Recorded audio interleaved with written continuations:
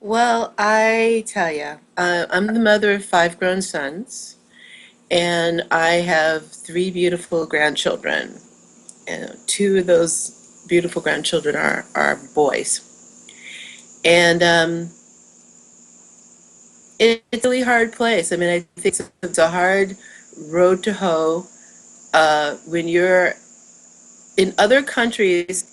Parents are well aware that there's a war going on, and they can take steps, and you can find a hovel or someone who can take you in, and or become a refugee, as many beautiful families have had to, we've seen in the news, families putting their babies on top of trains because there's war going on in Mexico, drug war going on, and doing their best to save their babies.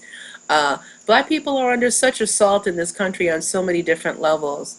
Trying to get your child born, I mean, the infant mortality rate for black children is abysmal.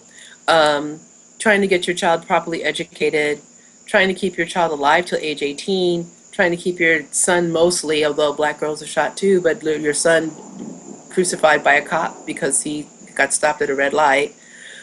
There's just so much that black parents are hyper vigilant about and have to be hyper vigilant about.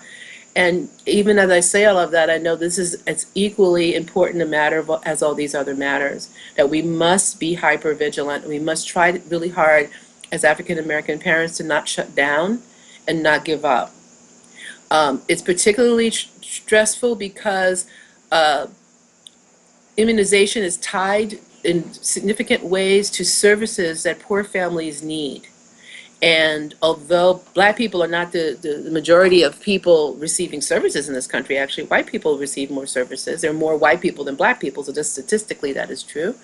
But for the families who are receiving services, many will end up vaccinating their children because they don't want to lose their housing or they don't want their aid cut, which is the biggest heartbreak of all.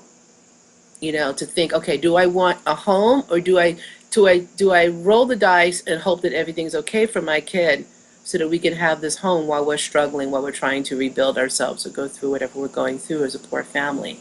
No family should be forced to make that decision. No family should be in a position where it's a home for all of us, or risking potentially the central nervous system and brain function of one of our children, or all of our children, depending on the family history. So, what should parents do? Those who are prayerful should definitely be at prayer, and we have to remember that prayer without action is wasted energy. So as we pray, we need to be keeping an eye on this situation. There may come at times where parents might refuse to send their kids to school. There might be ways that we have to push back on this in a very mighty way.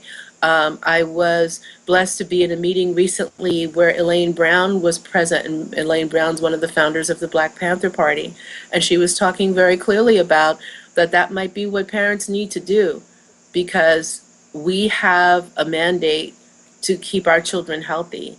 And if the government is not going to keep their word to us and to have reliable studies not funded by pharmaceutical companies, if they're not going to follow up on the word of reputable reputable scientists who are not big pharma funded, are saying that there are concerns about autism and potentially about vaccines and the ingredients in the vaccines. We have people like Robert Kennedy Jr., who's a well-respected man of the environment, a well-respected man for human health, ringing the bell saying, take a look at thimerosal, this is poisonous stuff, rather than making everybody who's trying to warn the population at whole, instead of calling them crazy and trying to affect their careers and their livelihoods, if the same energy can be put at, okay, what if it's true?